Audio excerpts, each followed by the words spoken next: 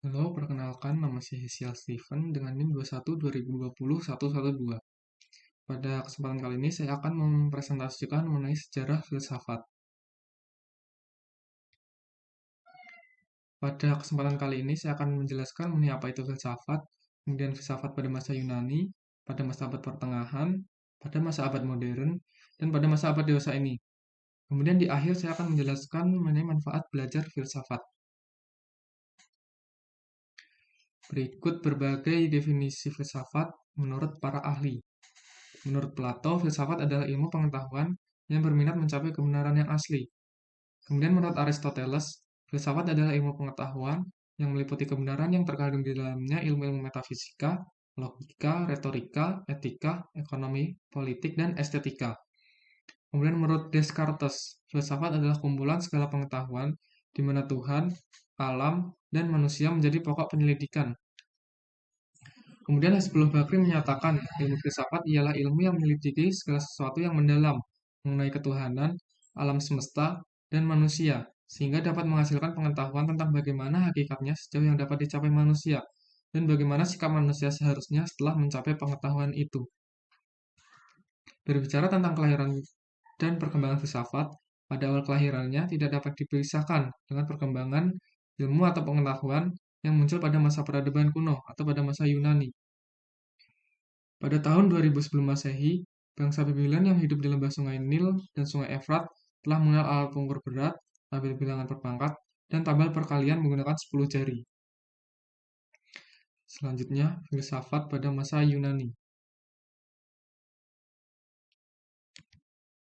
Periode filsafat Yunani merupakan periode sangat penting dalam sejarah peradaban manusia, karena saat itu terjadi perubahan pola pikir manusia dari mitosentris menjadi logosentris.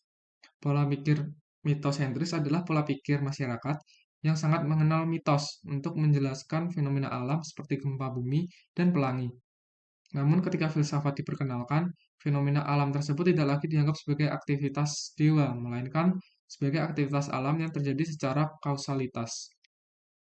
Filosofia adalah hasil dari perbuatan yang disebut filosofein. Sedangkan filosofos adalah orang-orang yang melakukan filosofein. Dari kata filosofia itulah timbul kata-kata filosofia dalam bahasa Belanda, Jerman, dan Perancis. Kemudian filosofi dalam bahasa Inggris. Dalam bahasa Indonesia disebut sebagai falsafat. Kemudian filsafat pada masa abad pertengahan. Masa ini diawali dengan lahirnya filsafat Eropa. Sebagaimana halnya dengan filsafat Yunani yang dipengaruhi oleh kepercayaan, maka filsafat atau pemikiran pada abad pertengahan pun dipengaruhi oleh kepercayaan Kristen. Artinya, pemikiran filsafat abad pertengahan didominasi oleh agama. Pemecahan semua persoalan selalu didasarkan atas agama, sehingga corak pemikiran kefilsafatannya bersifat teosentris.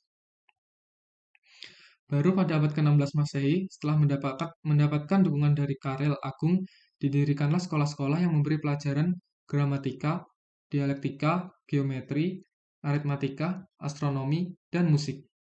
Kajian tersebut akan mendorong perkembangan pemikiran filsafat pada abad ke-13 yang ditandai dengan berdirinya universitas-universitas dan ordo-ordo. Dalam ordo inilah mereka mengabdikan dirinya untuk kemajuan ilmu dan agama, seperti Anselmus, Abelardus, dan Thomas Aquinas. Kemudian filsafat pada masa abad modern.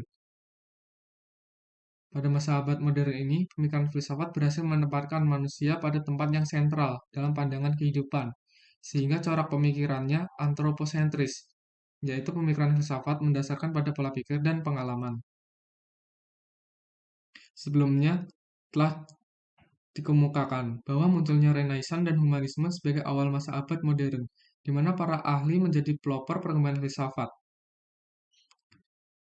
Pada abad ke-18, perkembangan pemikiran filsafat mengarah pada filsafat ilmu pengetahuan, di mana pemikiran filsafat diisi dengan upaya manusia, bagaimana cara atau sarana apa yang dipakai untuk mencari kebenaran dan kenyataan. Kemudian pada abad ke-19, perkembangan pemikiran filsafat terpecah belah. Pemikiran filsafat pada saat itu telah mampu membentuk suatu kepribadian tiap-tiap bangsa dengan pengertian dan caranya sendiri. Ada filsafat Amerika, filsafat Perancis, filsafat Inggris, dan filsafat Jerman. Akhirnya dengan munculnya pemikiran filsafat yang bermacam-macam ini, berakibat tidak terdapat lagi pemikiran filsafat yang mendominasi. Kemudian selanjutnya lahirlah filsafat kontemporer atau filsafat dewasa ini. Filsafat dewasa ini atau filsafat abad ke-20 juga disebut filsafat kontemporer.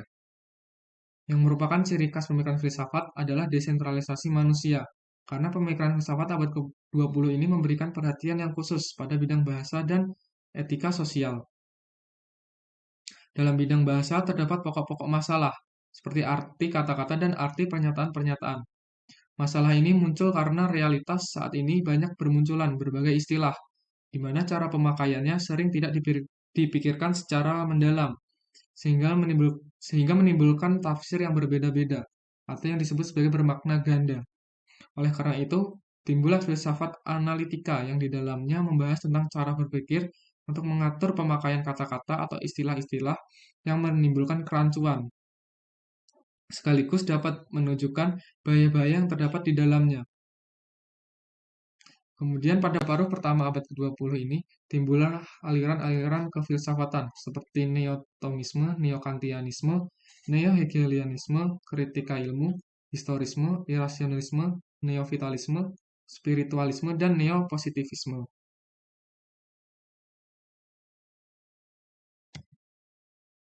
Kemudian manfaat belajar filsafat.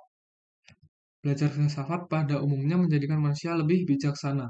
Bijaksana artinya memahami pemikiran yang ada dari sisi mana pemikiran itu disimpulkan. Plato merasakan bahwa berpikir dan memikir sesuatu itu sebagai suatu nikmat yang luar biasa, sehingga filsafat diberi predikat sebagai keinginan yang maha berharga. Demikian beberapa uraian tentang sejarah kelahiran filsafat secara umum. Dengan adanya ragam variasi model pemikiran filsafat tersebut, dimaksudkan akan menciptakan suasana pikir generasi mendatang untuk lebih kritis. Sekian presentasi dari saya. Mohon maaf bila ada kesalahan kata. Terima kasih.